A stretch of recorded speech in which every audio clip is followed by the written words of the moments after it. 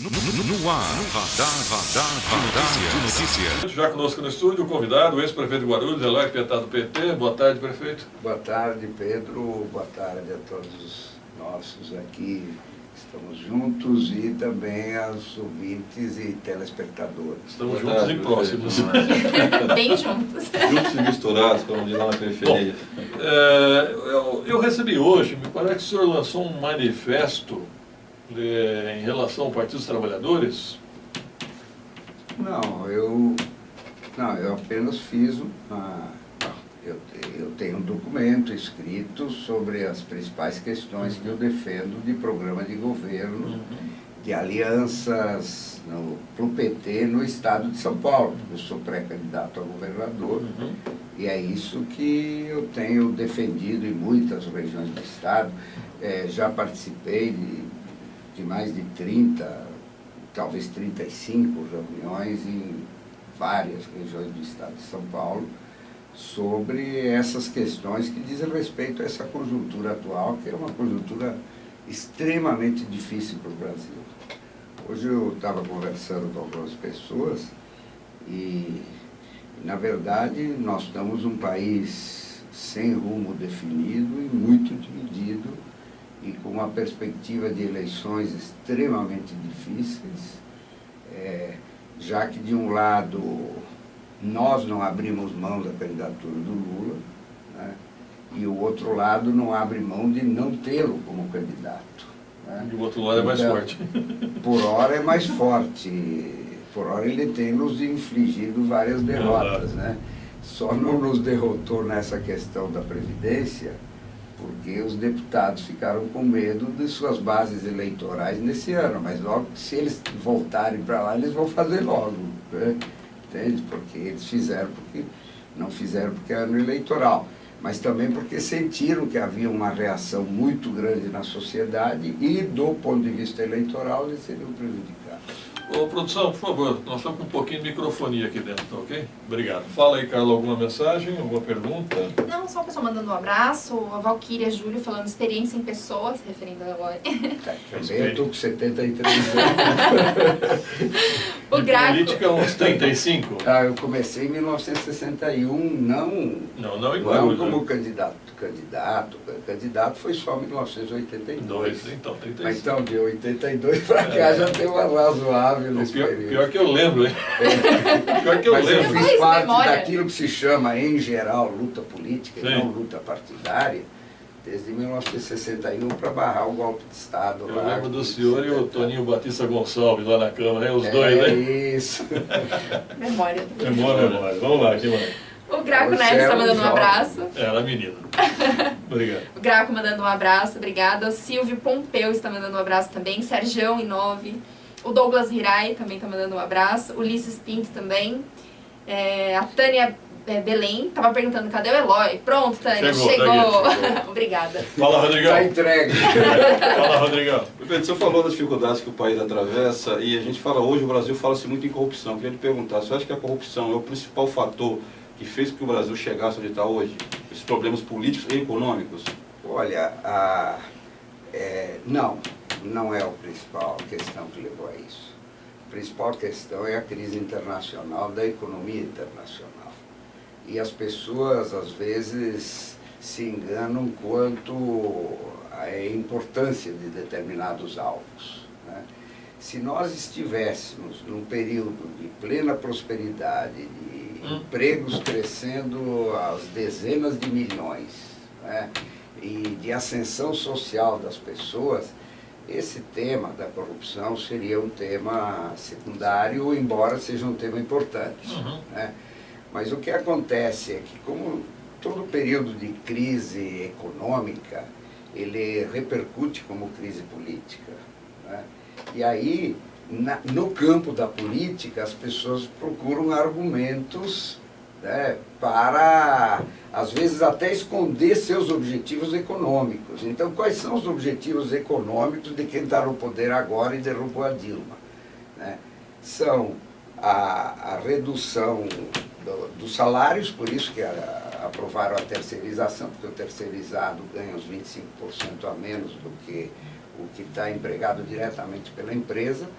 a diminuição das restrições, digamos, que os patrões têm em relação aos empregados, o que permite eles fazerem uma rotatividade muito maior, e eles estão contratando gente mais jovem, porque paga menos, então a massa salarial geral ela reduz, né?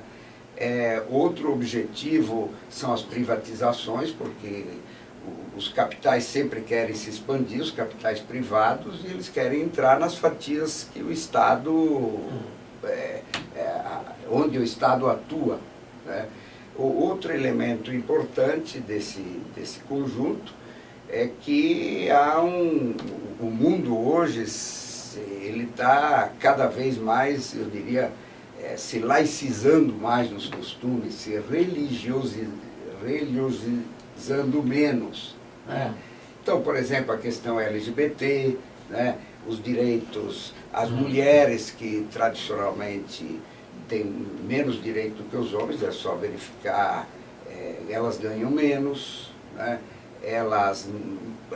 Olha o Congresso Nacional. O Congresso Nacional tem 10% de mulheres. A Câmara de Guarulhos. 90%, olha a Câmara de 34 Guarulhos. vereadores. Então, na verdade, e os setores conservadores se aliam a esses setores econômicos e vão pegando carona nisso, né? Então, na verdade, é o seguinte, quando você diz o principal tema é a corrupção, eu digo que não é o principal motivo do que as coisas acontecem. Porque, na verdade, tem países que têm mais, tem países que têm menos corrupção, mas não tem país que não tem nenhuma, né? A China, inclusive, ela tem a pena de morte para a corrupção. E a China é um país extremamente autoritário, né? Então, o processo de as pessoas tentarem levar vantagem quando tem poder, isso é universal, né? Isso é universal. Agora, todos os presidentes da República no Brasil que batalharam, que deram mais acesso aos setores sindicais, às classes trabalhadoras, eles foram derrubados com um grande argumento da corrupção, que na verdade depois não se provou. Por exemplo, o Getúlio, provou-se corrupção do Getúlio? Não. Provou corrupção do Juscelino Kubitschek? Não. Depois do Collor também não. Né? Do Collor também não. Foi absolvido. Do Collor também não. Né? E do João Goulart também não. Né? Então, na verdade é o seguinte, cuidem sempre. Né? Em política, muito do que se diz não é, na verdade, a verdadeira intenção. Só uma observação, né? As pessoas mais jovens têm a impressão, na época dos militares não havia corrupção. Havia corrupção, sim. Muita corrupção. Porque hoje a sensação de corrupção é muito maior. Mas sempre houve. A corrupção é mundial e milenar. E só para acrescentar, na época dos militares, a imprensa, a mídia toda era censurada. Não podia denunciar. Portanto, é o seguinte, as coisas não podiam via furo. Elas ficavam escondidas, mas elas existiam. E o que era pior, a pior corrupção que existia era a eleitoral, porque as eleições eram fraudadas, muito fraudadas, né? Sim, Nós sim. havia de fraude, né? Bresto, lá no Nossa, interior, negócio de voto em branco, era muita fraude. É histórico no Brasil a fraude eleitoral, né? Quer dizer, o cara corrompia as eleições para ter as vantagens que depois viravam vantagens econômicas, vantagens de obter facilidades junto aos governos. Verdade. E o senhor falou que o problema hoje do país está hoje é a crise. A crise começou em 2008 nos Estados Unidos, um pouquinho antes, um pouquinho mais, né? Acho que com aquela crise dos bancos. Já se vão 10 anos. Qual o tempo que o senhor acha mais vai precisar o país recuperar? A crise de 1929, né, ela durou uns 16 anos, mais ou menos. Ciclo né? bem amplo, né? Então, ela concluiu numa Segunda Guerra Mundial. Então, na verdade, é o seguinte, o mundo hoje, o mundo está em mudança muito grande, cada vez menos empregos, porque cada vez mais automatização, cada vez mais robotização, e cada vez tem menos lugar para as pessoas e mais lugar para a produtividade e para o lucro. Então, isso aqui, isso vai gerando um conjunto de dificuldades sociais, de insatisfações, e aí é o seguinte, quem vai consumir se cresce a população, mas não cresce a renda das pessoas e tal. É. Porque quanto mais o cara for rico, né, ele consome, mas ele consome como indivíduo, tem limites no consumo dele, por exemplo, no consumo alimentar dele, embora ele compre coisas mais caras, né, ele tem limite, ele não pode encher a barriga toda a cada 30 minutos, né. Então, e tem, assim, milhões, assim, centenas de milhões, bilhões de pessoas passando fome. Então, na verdade, o mundo, eu não sei exatamente quando é que nós vamos conseguir sair dessa crise que é mundial e que alguns países se saem melhor nela. E quem que se sai melhor nela? Quem está mais avançado em termos de tecnologia, né? Ou que está mais avançado em termos, além de tecnologia, de poder militar, ou que tem a moeda mundial, que é os Estados Unidos, que quando você tem moeda, tecnologia, poder militar, você está extremamente forte. Então, por que a Alemanha hoje é o principal país da Europa? Porque, do ponto de vista tecnológico, é o país mais, não militarmente, mas do ponto de vista tecnológico é o mais desenvolvido. E por que a China está disputando com os Estados Unidos? Porque ela teve um boom tecnológico, mas copiou muito, mas depois desenvolveu ela mesma. Tanto que os chineses já estão em viagens espaciais. E tem poder militar, né? E tem poder militar. A Alemanha, se tivesse poder militar, já teria dominado o mundo. Imagina. Já tentaram, não conseguiram. Vai por quase, hein? Por quase. Bom, vamos falar de Guarulhos, prefeito Pietá. Vamos lá, que isso é o meu território. Eu estou agora meio pensando no estado de São Paulo como um todo também, né? E o Brasil eu nunca deixei de pensar, mas o meu território aqui, meu dia a dia é Guarulhos. O pessoal às vezes pergunta, você mudou de Guarulhos? Eu falei, pô, eu moro há 40 anos aqui, 20 anos no mesmo lugar. Né? Bom, como é que o senhor está vendo essa crise dos grampos aqui, envolvendo o vice-prefeito Zeituni? Eu acho o seguinte, em primeiro lugar, eu cheguei até a ter acesso a esse áudio. Né? A Câmara não podia ter aberto uma CEI em torno disso, não. Na primeira medida é a que eles vão tentar fazer agora, né? Manda fazer um laudo, se tiver algo, porque só um áudio com legenda eu nunca vi. Quer dizer, eu nunca vi como algo original, né? Porque quando você fala, você põe legenda. Prefeito, um minutinho só, parece que está caindo um temporal terrível lá fora, a gente pode ter problemas técnicos com aquilo. A TV saiu do ar, professor? Acompanhando, viu? A TV saiu do ar? Parece que a solta bem. Teve um pico de energia. Nós estamos ao vivo na live, né? Dá para ouvir o temporal daqui. Isso. Eu não ouvi isso. Eu tô ouvindo. Eu tô ouvindo. Tá um forte Aqui atrás é uma chuva. janela. Então eu cheguei. Chegou em tempo. Na hora. A Defesa Civil que se prepare.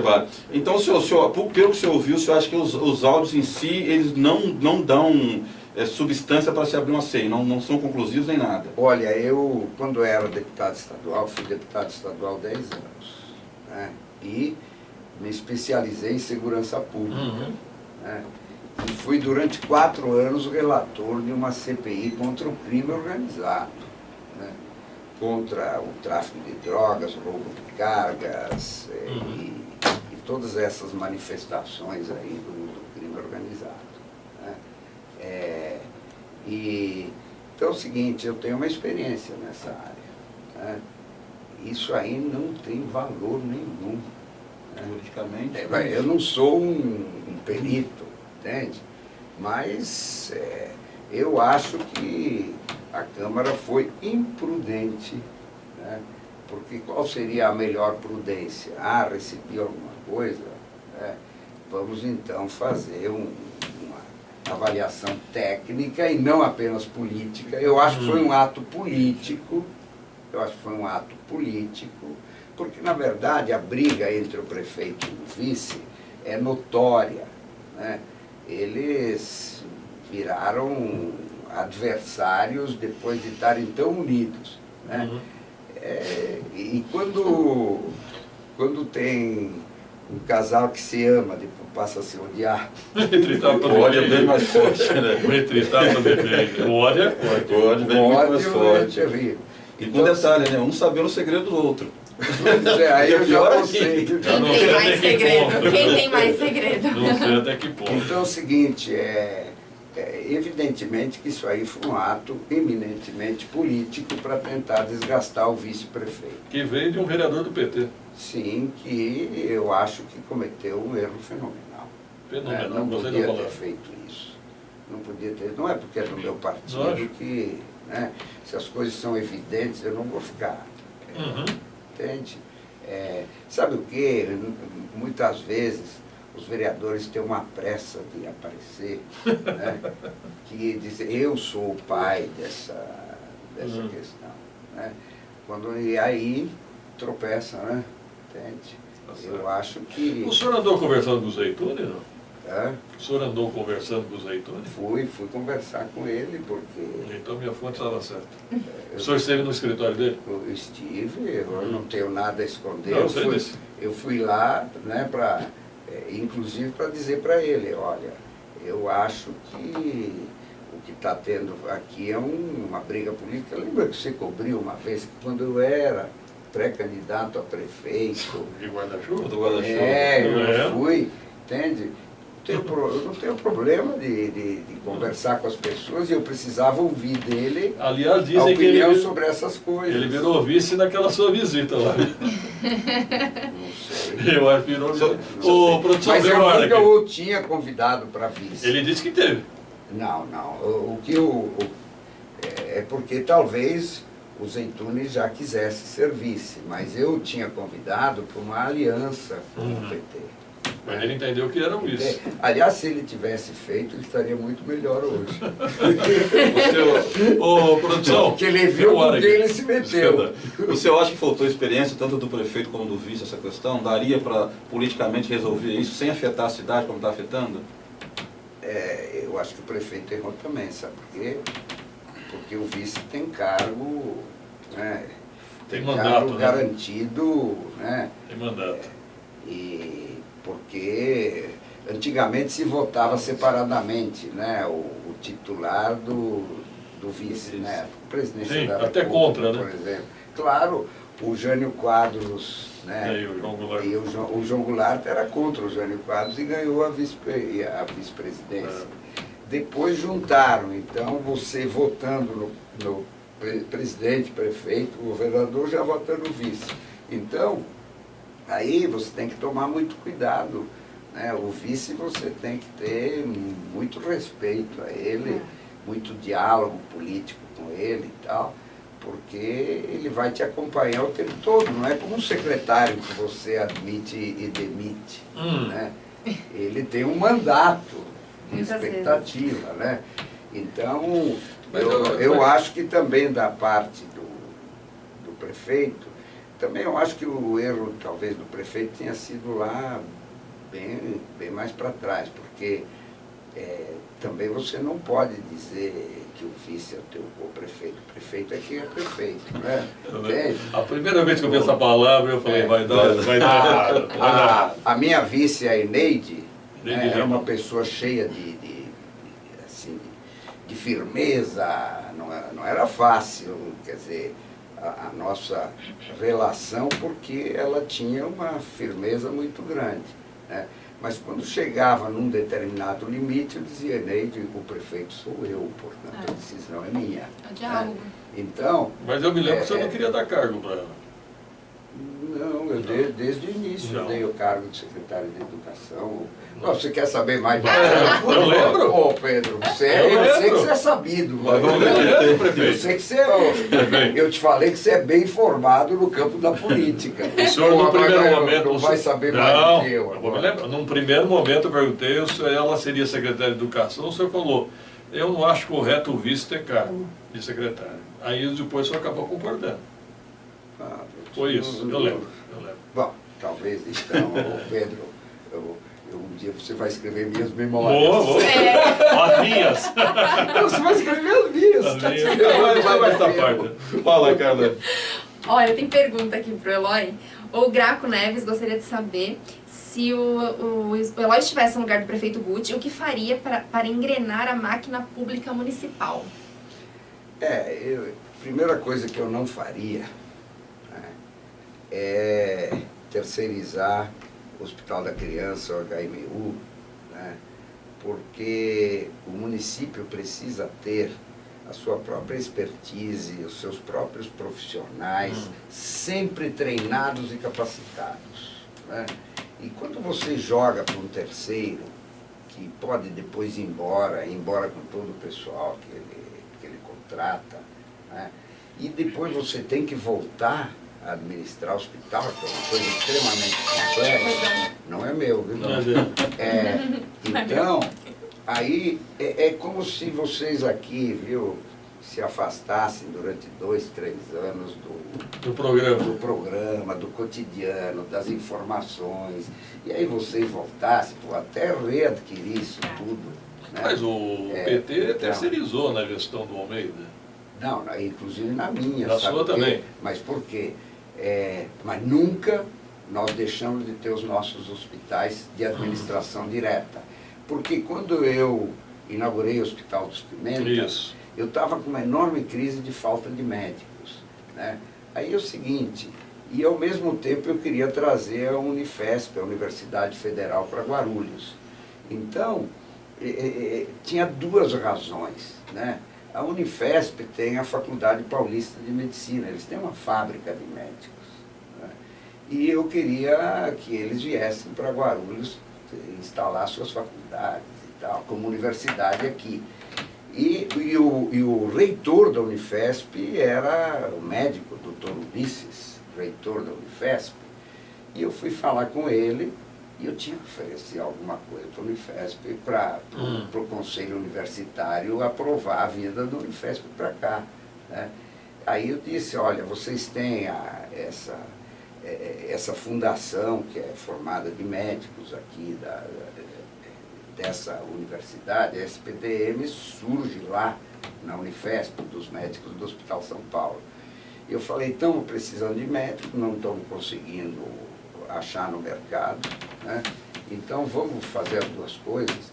Vocês administram o hospital, depois lá nós vamos fazer uma residência médica e tal, e aí vocês podem fazer a residência dos médicos de vocês lá, né, aquele complemento à pós-graduação do médico, né, e vocês também aprovam a vinda de uma universidade para Guarulhos. Então foi assim que a gente fez, mas o HMU e o Hospital da Criança, nunca, porque a gente precisava ter a experiência própria mantida. Por exemplo, no HMU, bom, isso é uma das coisas que eu não faria. A segunda questão é a seguinte, o prefeito andou anunciando, coisa que não acontece, eu vou reduzir enormemente o número de secretarias. Agora acaba de criar de novo a Secretaria de Cultura. Daqui a pouco ele vai criar de esportes, porque cultura e esporte, quer dizer, se o cara é bom na cultura, duvido que seja bom no futebol. Aliás, me disseram que esse projeto que está na Câmara é mais amplo do que isso, viu? Mexe na Secretaria de Meio Ambiente. Eu já falei, eu estava falando com uma pessoa na sexta, esse projeto, do jeito que ele está na Câmara, Pedro, ele não passa.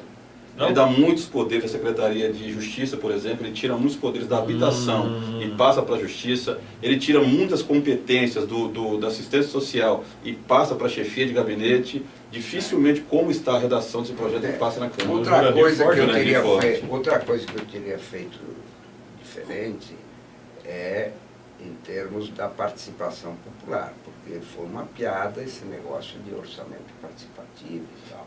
Na minha época, por exemplo, a gente ia na região lá do São João, né, do Bom Sucesso, reunia 1000 pessoas e eu via as lideranças, etc., e acertava o que teria sido feito na região. Em termos de participação popular, é um desastre. Né?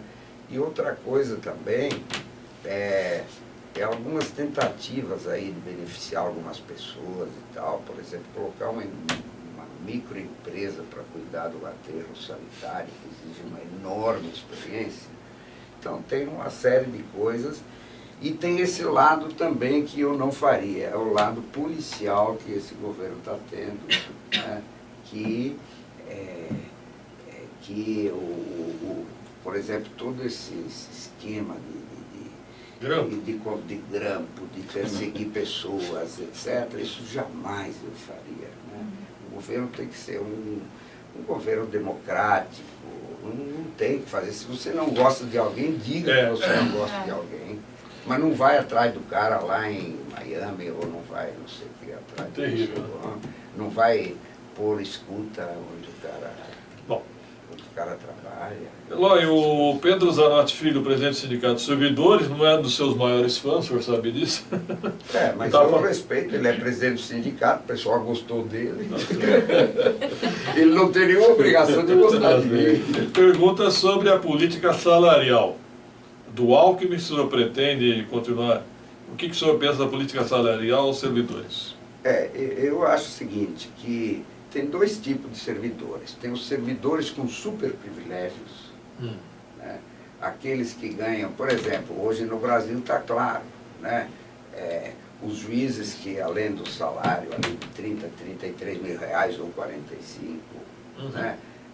Termina tendo uma média de 45 mil. Né? Ou aqui em Guarulhos, os procuradores, né, da prefeitura, né, que ganham, né, por 20 horas de trabalho 4 vezes mais do que um médico. Né? E aí você tem aqueles que têm privilégios e você tem aqueles que ganham pouco. Né? Então, qual que sempre foi a minha linha? A minha linha sempre foi, eu preciso subir os que ganham pouco e segurar os que ganham muito. Uma boa. Então, não sei se necessariamente, porque também você vive uma floresta de leis, né? Se você erra, você se ferra, né? Porque depois você tem que repor tudo. Agora, tirar privilégio é uma das coisas mais difíceis que tem, né? Por quê? Porque depois os caras ganham na justiça, né? Então, porque o judiciário é um setor que tem privilégios, então ele não gosta de tirar o privilégio do outro, porque pode tirar o dele depois. Pode chegar na hora dele. Aliás, eles vão fazer um movimento, né? Então eu acho que precisa valorizar mesmo o salário da maioria das categorias, né? Mas segurar os privilégios dos que ganham bem acima do mercado. O Eloy, tem uma pergunta aqui, é uma constante, uma afirmação. Eu gosto do Eloy, eu acho que ele foi um bom prefeito. Eu só não gosto do PT, não gosto do Partido dos Trabalhadores. O problema é que eu gosto. Aí fica incompatibilidade de gênios. Mas tem muita gente que diz, se o senhor sair do PT, você vai... Mas veja o seguinte, ainda mais hoje, você imagina o seguinte, o que o PMDB significa como projeto de país, né? O que o PSDB hoje defende como projeto de país? É exatamente diferente do que eu defendo, né? Então o cara diz, mas então é o seguinte, você sai do PT, vai para algum outro dessas siglas que existem aí, mas aí é o seguinte, eu acho que as siglas normalmente são enganadoras, né? Tem gente, por exemplo, que está no Partido Verde que não é ecologista, né? Que não defende o verde, né? Tem gente... Defende o dólar. Pois tem gente que está num partido e faz uma política contrária àquele partido. Então, eu acho que os países mais estáveis do ponto de vista partidário são aqueles que têm partidos que têm posição clara na sociedade. E o PT tem uma posição clara. O PT é um partido que privilegia os trabalhadores assalariados ou os trabalhadores autônomos e privilegia os mais pobres, privilegia os indígenas, privilegia os direitos das mulheres, privilegia os direitos daqueles que são oprimidos, tipo LGBTs. O PT é um partido, ao mesmo tempo que tem essa linha geral, mas que quando chega no governo, você vive numa economia que você não criou, né? Aí, por exemplo, você tem um Bradesco, você tem um Itaú, você tem um Santander, você tem todo aquele conjunto de leis que foram feitas, você tem que sobreviver aí e tentar fazer o melhor que você tem da tua linha aí. Então, a minha identidade com o PT é essas coisas que eu coloquei, que são as prioridades do partido. Agora... Um PDT, como é que o senhor avalia? O PDT tem coisas muito diferentes. Ele não tem... dentro do PT a gente não tem uma unidade completa sobre todas as coisas, né? Tanto que, por exemplo, por que eu defendi a Eneide como minha sucessora e não a Almeida, né? Porque nós pensávamos em algumas coisas diferentes, né? Mas nós tínhamos uma identidade básica, que é aquela, olha, as prioridades nossas são essas. Se depois, no governo, você não faz ou não consegue fazê-las, são outros 500. Então, a gente... eu prefiro partidos mais sólidos, né? E no caso o PT é um partido sólido que está apanhando terrivelmente há 10, 15, 13 anos, desde 2005, nós estamos apanhando terrivelmente. Desde o mensalão. E gozado, desde o mensalão. E gozado que ainda, por exemplo, o Lula tem, quando faz uma pesquisa, tem um pouco mais de um terço do eleitorado brasileiro. Então, significa, tem gente que vê, bom, esses caras, eles têm uma prioridade, né? E a prioridade realmente são os mais pobres e os trabalhadores. Agora, normalmente o pessoal mais da elite não gosta da gente, né? Então, mas como eu sou um cara que sempre me dediquei a esse setor mais, eu defendi os favelados, defendi o pessoal das periferias, né, luta por água, por condução, por asfalto, etc. Eu não tenho nenhuma intenção, nem vou sair do PT, né? Eu criei esse partido e... Tem uma pergunta. O senhor é pré-candidato a governador ainda, né? Sim, vai se decidir no dia 24 agora, mas o que aconteceu foi o seguinte, talvez aí seja alguma coisa que você puxou no início da nossa conversa. É o seguinte, quando eu fui inscrito como pré-candidato, eu fui escolhido não por minha vontade, né? Eu, primeiro, junto com muitos outros, fomos dialogar com o Suplicy, fomos dialogar com o Fernando Haddad, etc., porque nós estamos acostumados no nosso partido a ter o chamado contraditório, isso é, você discute qual é a melhor política, né? E ouve as pessoas, etc. Então, aí eu terminei cutucando com vara curta, porque no final, como o Haddad não quis, o Suplicy não quis, a turma que estava indo junto comigo e eu junto com eles, para tentar essas alternativas, disse, pois então agora é você. Eu falei, não estou procurando isso.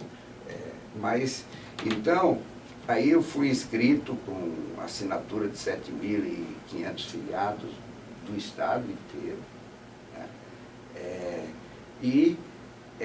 Para ter as chamadas prévias. Mas o que aconteceu? Usando um argumento que existe no estatuto do partido, a maioria do diretório que elegeu o meu concorrente, que é o Luiz Marinho, ex-prefeito de São Bernardo, resolveu dizer, não vai ter prévias, vai ter o encontro com aqueles delegados que elegeram o Luiz Marinho presidente. Então, está evidente que eu fiquei em inferioridade, não? Eu acho difícil o senhor ser candidato a governador. O senhor tem a possibilidade de ser candidato a federal? Olha, o Luiz Marinho, até ontem nós tivemos um debate em São Bernardo do Campo, na terra dele. A terra dele, né? Aí ele chegou e disse, olha, se você não for candidato a governador, você teria que ser candidato a federal. Ele disse lá no público, né?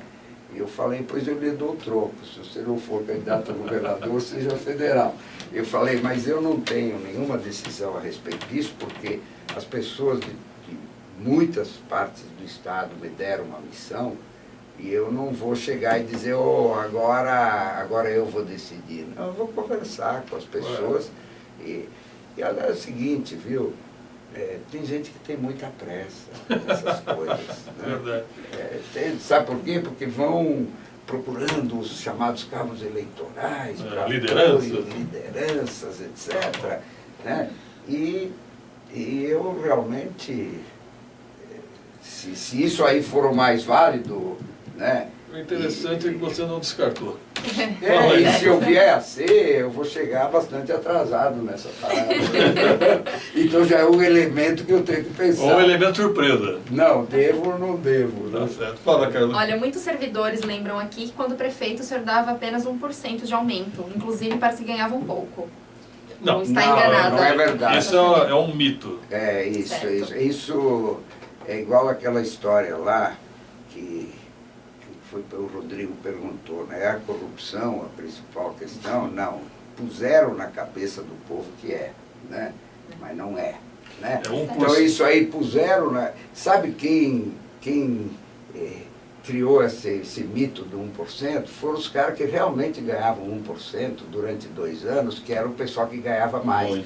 Porque para os que ganhavam menos era 9%, mas ficou a versão do 1%.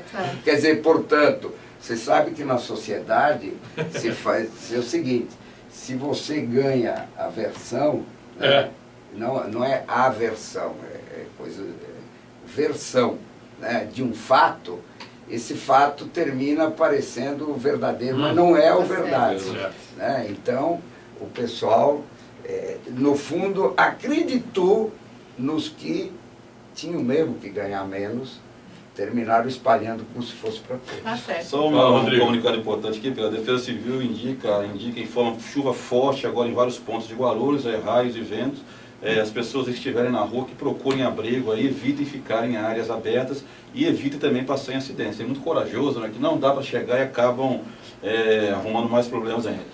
Prefeito, o senhor falou no início que defende o nome do Lula para presidente, mas ao mesmo tempo o senhor está, entre aspas, brigando com o indicado do Lula para ser candidato a governador aqui no estado de São Paulo. Não é meio que um contrassenso?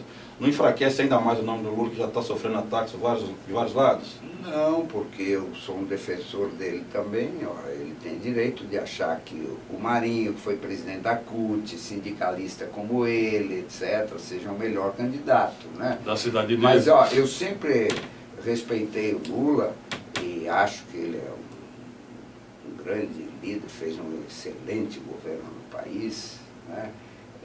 Mas ele sabe que eu sempre fui uma pessoa independente de minha opinião, eu expresso minha opinião, e hoje a minha opinião é que a gente precisa ter o contraditório para que a soma das várias opiniões chegue numa síntese mais justa para um momento muito difícil. É como se uma família, né, tivesse um problema assim gravíssimo, né, gravíssimo. Digamos, se a casa está com rachaduras em termos de desabar, etc., ou com perigo e tal, né, é melhor que... Bom, e que está com dificuldades econômicas, né? Então, não basta o pai ou a mãe tomar uma decisão, é preciso conversar com os filhos, com os cunhados, etc., né? Escuta, o que nós vamos fazer para resolver essa questão. Então, o país está numa situação extremamente difícil, cheio de ódio, de conflitos, de ameaças de ditadura militar, né? de reformas que prejudicam muita gente, de desemprego, de violência. Então, eu acho que a discussão para achar os melhores caminhos é uma coisa muito importante. Bom, se o Lula acha diferente, é um direito dele, mas o meu também eu exerço. Fala aí, Carla. O Douglas Hirai, o que o Eloy acha do pouco tempo para se fazer campanha, que está cada vez menor? É benéfico ou não? Favorece quem tem mandato e capital? A última coisa é verdadeira. Favorece quem tem mandato e capital, né? E dinheiro para fazer a campanha, né? Claro, porque se o tempo é mais curto, quem já está aí exercendo o mandato tem vantagem sobre quem não está exercendo. Portanto, isso é mais difícil a renovação política, né? Agora, também campanhas, tem países aí, por exemplo, que convocam eleições antecipadas, né? E às vezes fica só um mês e meio de mandato, né? O importante é o seguinte, que as pessoas tenham uma relação com a população, né, constante, né? Mas eu acho que este encurtamento das campanhas efetivamente foi pelo final que você falou aí. Aliás, a biometria em Guarulhos continua atrasada, e muito atrasada. Milhares e milhares de eleitores guarulhenses ficarão fora das eleições.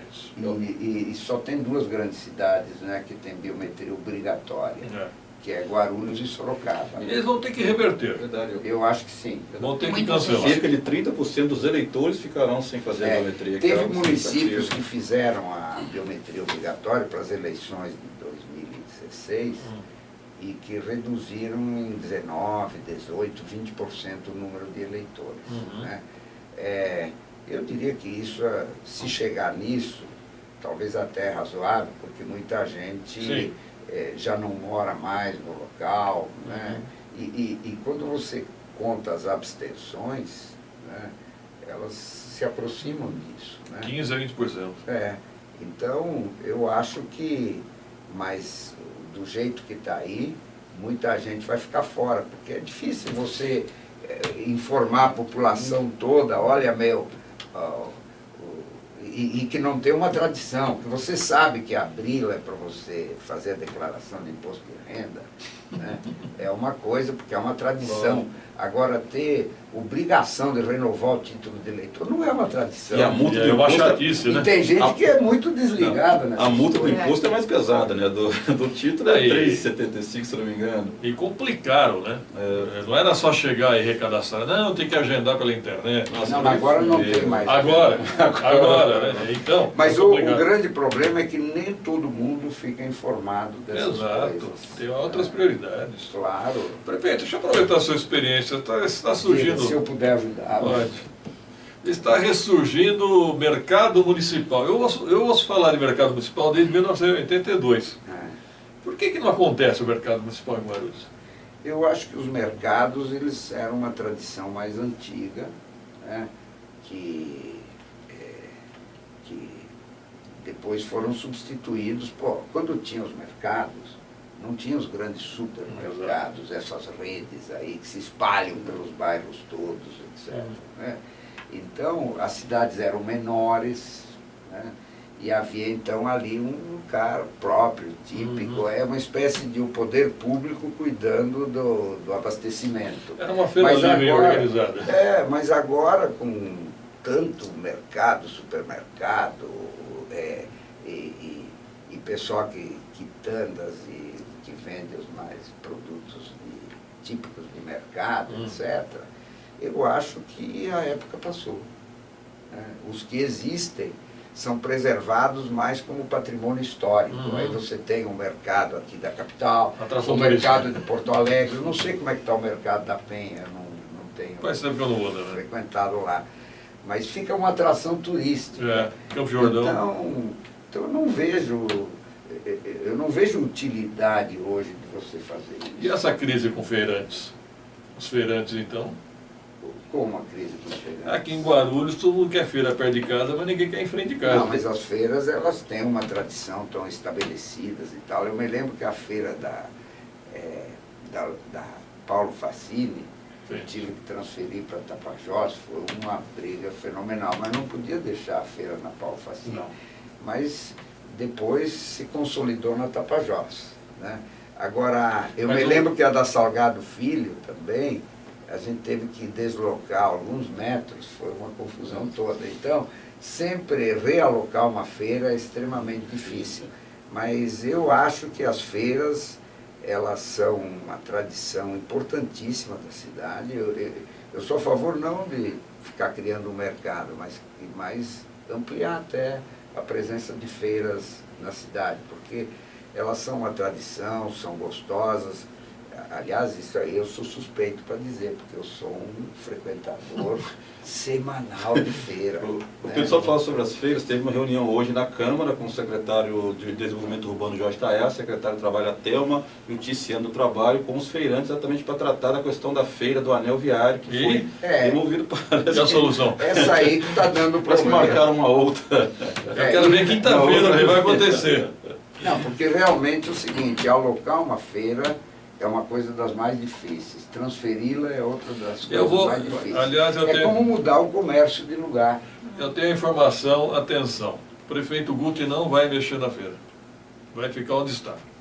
Perfeito. Tá certo? Estamos quase no final. Minha última pergunta... Falei que você é bem informado. Minha última pergunta... Pronto, falei.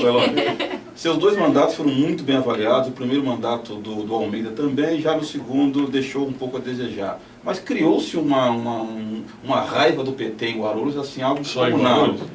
No Brasil. Né? Mas isso que eu ia te perguntar, você acha que o PT em Guarulhos faltou alguma coisa ou pegou essa comoção nacional e nós importamos para cá? O pai paga pelo filho. O pai seria você, o filho Almeida? Não sei, eu fui antes. O Almeida, Eu nunca vi o filho vir antes do pai. o Almeida te elogiou aqui. O Almeida te elogiou Sim, aqui. mas ó, veja Criticou o Alencar. Não, mas veja o seguinte, o Almeida, Bastante. ó, eu ajudei eu falei, minha candidata era a Eneide, a minha vice, mas como ele ganhou as prévias no PT, né? Por isso que eu queria prévias também aqui no governo do Estado. Como o senhor ganhou do Fantasia. Pois é. Então é o seguinte, aí evidentemente que eu sou disciplinado, né? Apoiei aquele que a maioria do meu partido indicou para ser o prefeito. Mas não foi imediatamente, né? Levou um tempinho. Pedro, às vezes, se eu levei 15 dias e tal, Pedro, você está eu lembro. Você Eu vai lembro. fazer a minha biografia. A Janete falou que queria ver o plano de governo Almeida? Não, mas veja Eu o lembro. seguinte, deixa, se não vai acabar o programa, não pode acabar o meu raciocínio. Pois não. Aí o seguinte, e aí eu dizia do primeiro para o segundo mandato do Almeida. Eu dizia, Almeida, agora você será julgado pelo povo, não sou mais eu. Né? Porque o povo julgou que o meu mandato estava bom e que você, do mesmo partido, seria o sucessor e faria um mandato bom também. Falei, agora como você já tem 4 anos, o povo já te viu, já te sentiu, já te observou, né? E é o povo que vai te julgar, não sou mais eu. Né? Então, e qual foi o julgamento do povo? Por que ele teve um segundo mandato? Ele foi reeleito, porque ele teve maioria. Né? Então é o seguinte... Quase no primeiro turno, hein? Quase. Pois é, então é o seguinte, agora, os problemas que apareceram foram no segundo mandato, né? Que muito relacionados à crise econômica que termina se repercutindo numa crise fiscal. Né? Então... E um secretariado que ele fez compromissos que não precisava. Ele tem um estilo diferente do meu, né? Mas é o seguinte, uma coisa sempre aconteceu. Eu não misturo a política com a questão pessoal, né?